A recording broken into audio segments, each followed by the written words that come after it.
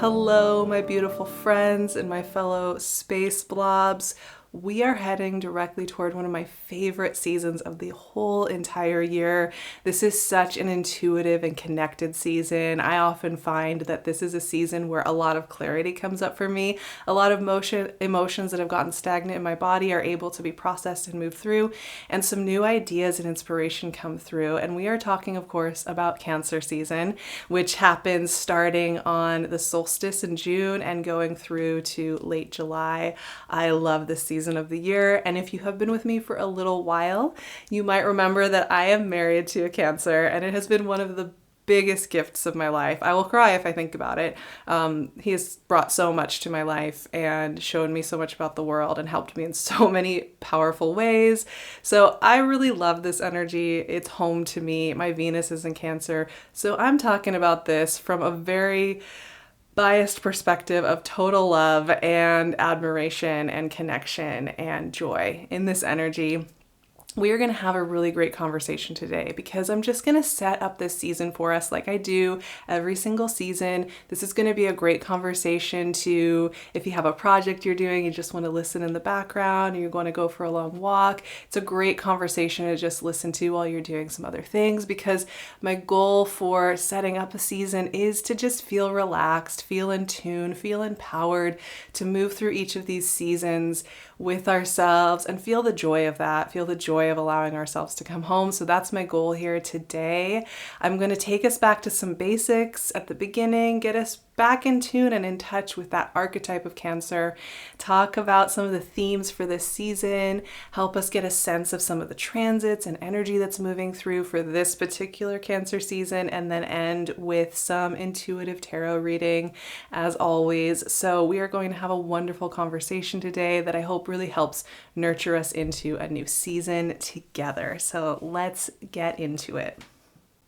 So, getting back to the basics of Cancer energy. This is the cardinal water sign, and right there's so much juicy, good information, because for me, this is such a powerful combination. You know, the cardinal signs are really tied to the beginning of seasons. So they're tied to the equinoxes and the solstices. They all are initiated in these very key points in our solar year and our relationship to the sun. Cancer obviously begins in the solstice in June. And I think that cardinal energy, which is so much about initiation and the courage of beginning, tied to this idea of water, intuition. It's so fundamental, right? Because when we're able to initiate and move from that place of home, of inner mother, of intuitive wisdom, and then we move out into the world, things tend to feel more nourishing, more sustainable, better, clearer, right? And I think our culture doesn't really encourage us to do this process. However, Cancer energy really represents that. It really represents coming home to ourselves, checking in, listening to our internal guidance system, and then moving. And that making initiation, beginning, and moving forward very empowering and strong. And you'll often find Cancer energy is actually some of the best energy at getting things done, initiating, and moving forward, despite its watery, intuitive wisdom, which we often think of as these polarities in our strange cultural narratives, right? So I think it's really interesting when we really think about it, how well these two go together, cardinal and water. This sign is associated with the crab and the moon. The tarot card for the Cancer is the Chariot, which I also think is really powerful. The Chariot is this image of this forward-focused energy that is heading towards its next place in life, in this really clear, direct path, with this imagery of balance, with this imagery of harmony and give and receive and reciprocity, which I think is so beautiful. So of course, Cancer is also connected to symbolism around home, the mother, our internal private landscapes, the places that are not about our public image, that are not about the way that we present and perform at a party or in our career, but who we are when we come home.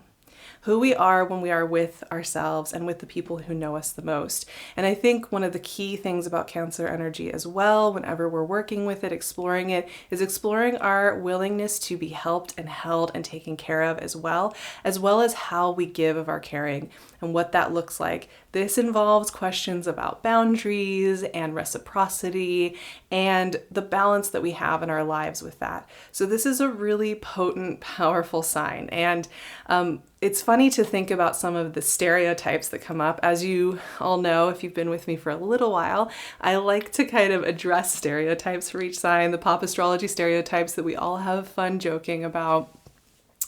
And Cancer gets, I think, some of the harsher stereotypes because, they're often called moody, crabby, passive-aggressive, manipulative, and emotional. And I think right there, it's really interesting to think about why that is. Why is it that there's this cultural disdain for the intuitive, for the emotional, for the subtler, emotive qualities that are moving through us as we go through a day? I think that's really the only question I need to ask. Why do we have a disdain for that? What is that cultural message really about? Because for me, part of working with Cancer energy and part of what is so healing about it is recognizing that our moods, our emotions, our frustrations are all really valid, and they're often giving us amazing information, important information that allows us to move in life in meaningful ways. And so for me, really Cancer is all about emotion. Energy in motion, right, is the way that we often think about emotions. And for me, that is Cancer. So I just want to put that out there. So let's talk about some of the deeper themes that Cancer season invites us to explore and that I think we will be exploring over these next 4 or so weeks. First and foremost, I think Cancer season invites us to explore mothering energy. And this is a complex conversation, right? Like we could go so many places with this. And mothering energy in the really universal scope of it, not in just the literal mother-child way. The energy of that, the energetics of that, our relationship to it. Of course, this can be a season where you can do your own inner mothering healing, building a relationship with your own inner mother. This can also be a season where maybe you explore your dynamics with, your maternal line. Whether that be having the too kind mother and needing to learn boundaries or having a harder relationship with your mother, you could take it there. But you can also just broaden it out to how you connect with intuitive mothering energy in yourself, how that plays a role in your life. These themes always come up. This is also, I think, a really important season for exploring our cynical beliefs around intuition, which is something I just touched on a little bit ago. But I think it's a really interesting season to notice where we have cynicism or disdain for our emotional needs, for the things that are coming up, for the emotions that are moving through our bodies and being expressed. And then from there to also start to build some trust, build some space for that energy and that emotion to play a role in our lives and to help us initiate and move forward on the path that is really right for us. I think Cancer energy can be really helpfully honest through emotions in showing us where we need to make shifts or take care of ourselves in new ways. And that is one of the great gifts of this sign. This is also a sign of the home, right? So a lot of times too, I love to just take some time to think about what home means to me. On my end, that's kind of a big question because I immigrated. I'm living in another country far away from a lot of associations that I would think of as home. So I've been really working on redefining what home is. Like, what does that mean? What are the real ingredients? Like coming back to some really deep basics and exploring what that is for you. Everybody's going to be a little bit different about what makes them feel at home. And I think it's also an opportunity to not just rely on old definitions of home that, yes, may be familiar, may be something that we know, and so part of us feels relaxed in it, but also getting invested in exploring how we want to define home moving forward, how we want to dream into our next version of a home, how do we work with who we are now, and how do we define home based on that. Finally, for me, one of the kind of cornerstone energies that I almost always seem to work with when it's Cancer season is nostalgia. And I've been fascinated by the experience of nostalgia and that longing and that interesting, warm, bittersweet feeling that comes with nostalgia for a long time. I've been thinking about what nostalgia is and the role it plays in our lives. But one thing that I've really come to appreciate about having nostalgia about past times or places or elements of our lives that felt really good or that have become kind of these dreamlike spaces that we tap into whenever we want to just feel a little bit of that connectivity is that there's really good information in our nostalgia. It tells us a lot about what we are longing to initiate back into our lives, the core ingredients of what makes us feel that we are at home. So this is a great season as well to dream, to feel your nostalgia, to kind of look back over your life, to connect the dots and recognize that there are certain ingredients that it's okay that you do also bring with you into the future. There are ingredients that are kind of evergreen in our lives and that are longing for continued expression in our lives. So it's a season of differentiating between what versions of home and identity and safety can be released, and also what versions of home and identity can come with us and can be fostered and taken care of, and where we can let go of our cynicism and disdain of our intuitive knowing and our emotional needs. I think that's so crucial. This is a really great month to just work with that part of you that may feel cynical about letting yourself be a fully intuitive human being and see what comes with that, and really cultivating space and practice for making intuition a bigger part of your day-to-day life. Let's get into some of the transits for this beautiful Cancer season. I'm really looking forward to this season. We went through a pretty powerful eclipse season during Taurus season. We went through some big shifts in Gemini season. So as we come into Cancer season, there's a little bit more of just like deepening and understanding what we are working with and building into that on a little bit more foundational of a level, which I really love. So the sun enters Cancer on the 21st, around that solstice time. And a few days later, we have Mercury following the sun and moving into Cancer. So Sun and Mercury in Cancer, this is a time of deepening, exploring what home means to ourselves, exploring nostalgia, like I mentioned. And I think the Sun and Mercury here, these first couple weeks of the month, are going to be really great for just exploring what we're wanting to bring to life in our lives now from all that great internal information that has been sitting inside of ourselves. There's just a lot of support here to be with ourselves, to feel the feelings, to recognize them, honor them, and move with them, which I'm excited about. I know some people, maybe that feels a little bit scary, but I personally love that feeling of connecting with myself and allowing things to move. June 30th, we have Neptune retrograde in Pisces. I'm a fan of Neptune in retrograde. It helps us to see clearly where we are, how we have changed, how we have grown. We have several months of Neptune retrograde, so it's a really great time to just understand ourselves, see ourselves with new insight and fresh vision. And then as we move into July, we have our Capricorn full moon. And the Capricorn full moon is going to oppose Sun and Mercury in Cancer. And for me, this full moon is such a great opportunity, and we will get into it in detail in our full moon conversation, but this is such a great time to reflect on how we tell stories of our value and worth in the world.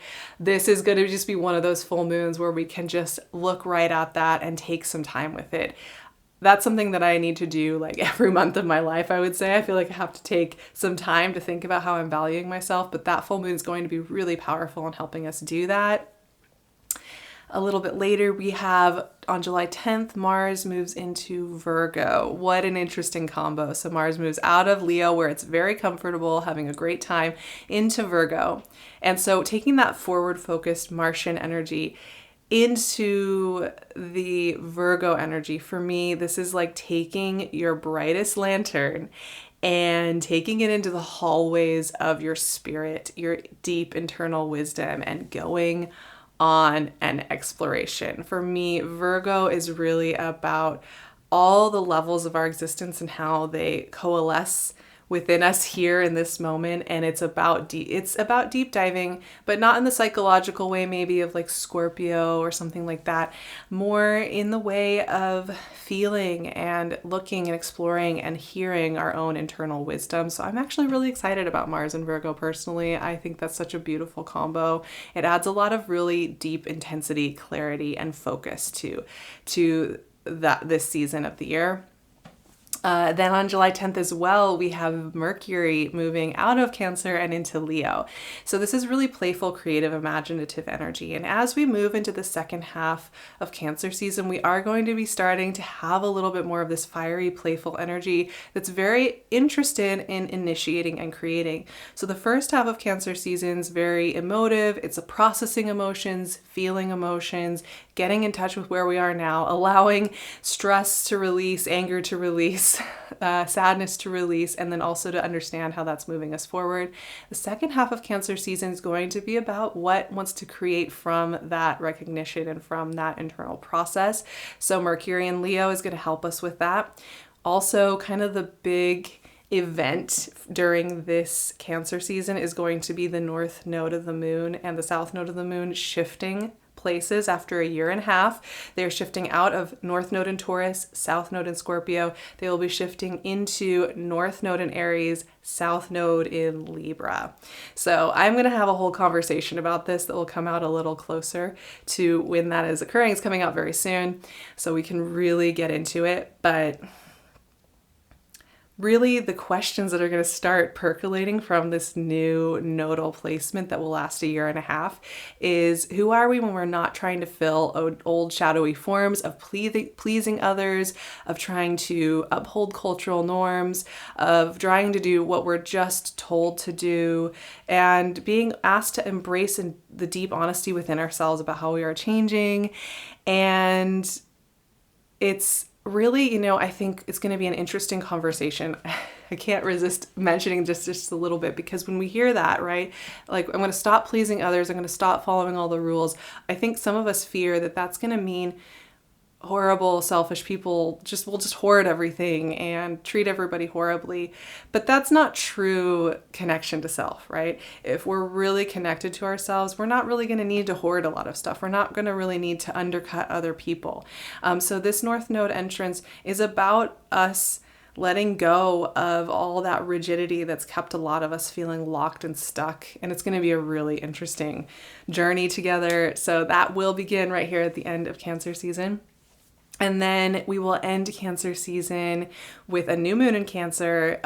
This one sextiles Uranus in Taurus and trines Neptune in Pisces. So this is going to just be a really beautiful new moon for checking in with those themes that have to do with home. What makes you feel at home? What makes you feel like you have a core sense of home that allows you to open up into the world?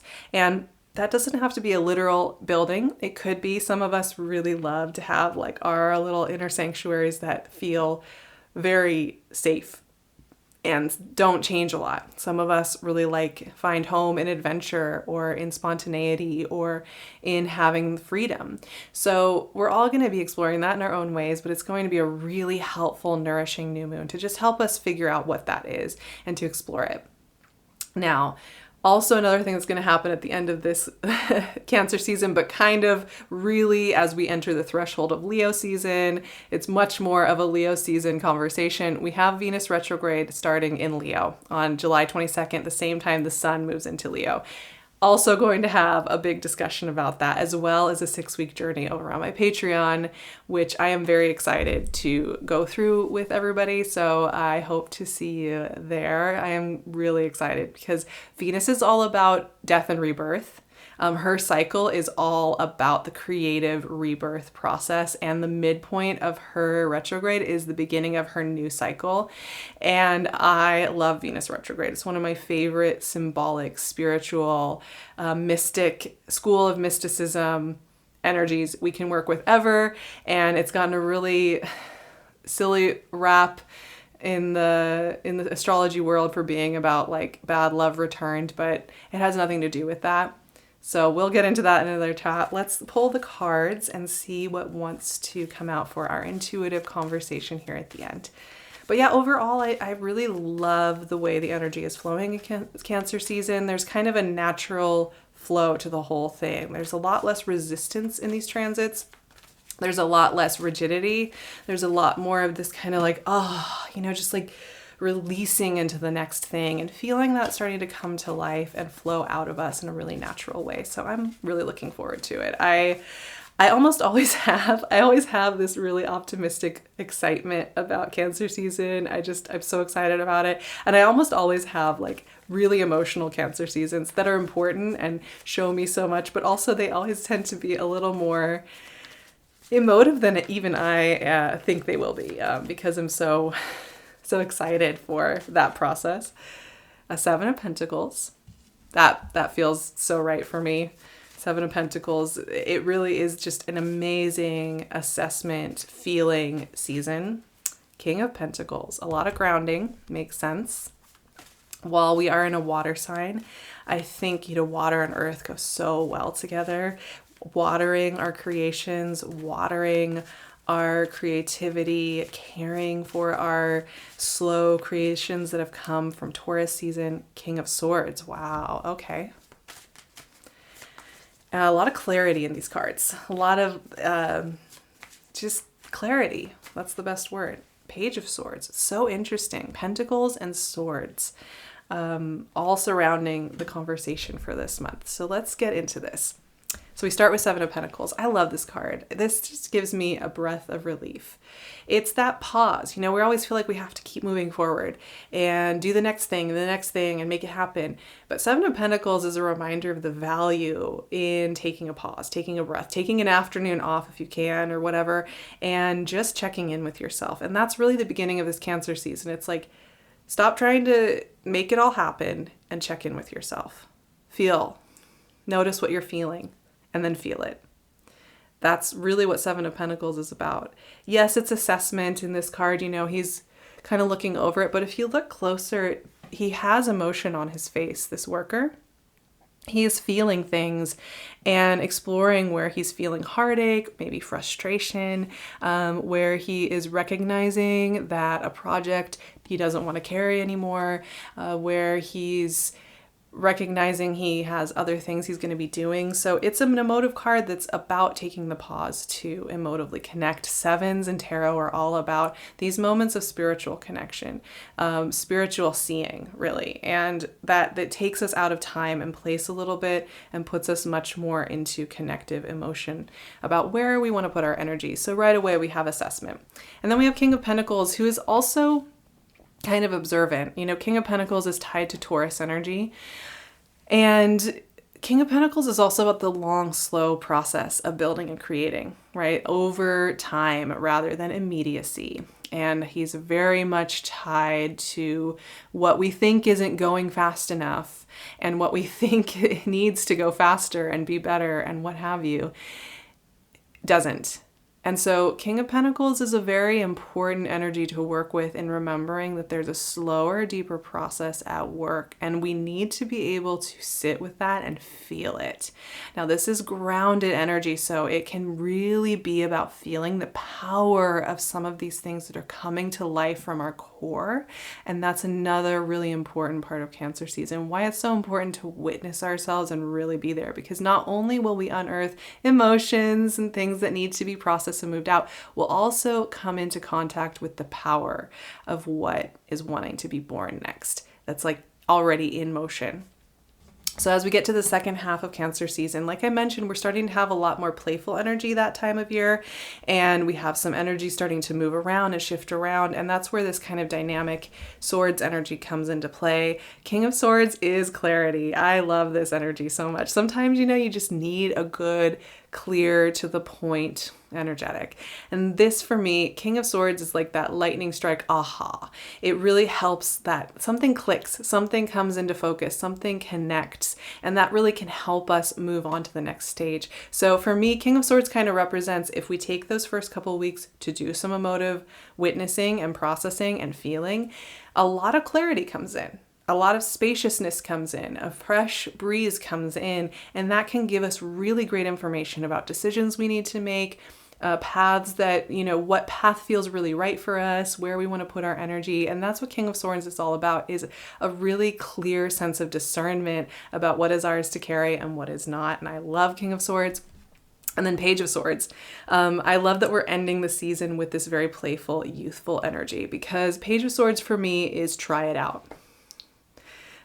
Try it out, see what happens. There's this youthful, playful playing with ideas. For me, this makes me think of getting out a whole bunch of Post-it notes and writing down a whole bunch of ideas and posting them in different places and rearranging them and seeing what happens. It reminds me of, if you have relationships that feel safe, trying out ideas in those conversations, seeing what works, seeing what sticks.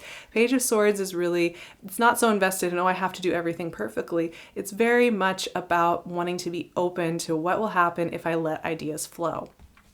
So these are beautiful cards. There's a process going on here, right? Of connecting with our core and then moving out, then making choices, having conversations, clarifying where we're headed. And I just love that it is that from that deep inside to the out.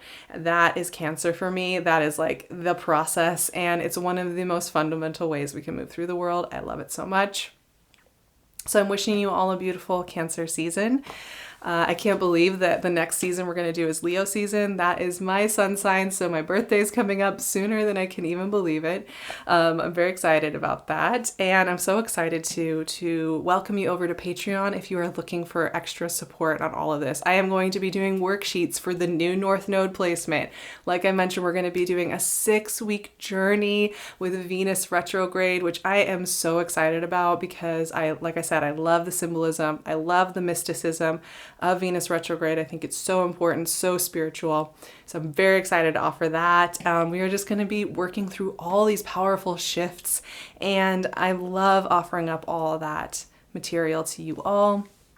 And I just did a series too, Weaves, Webs, and Wending, that if you missed is still available over on the site. And that's all about recapturing our creative spirit and feeling safe in creating and beginning and taking care of ourselves in that.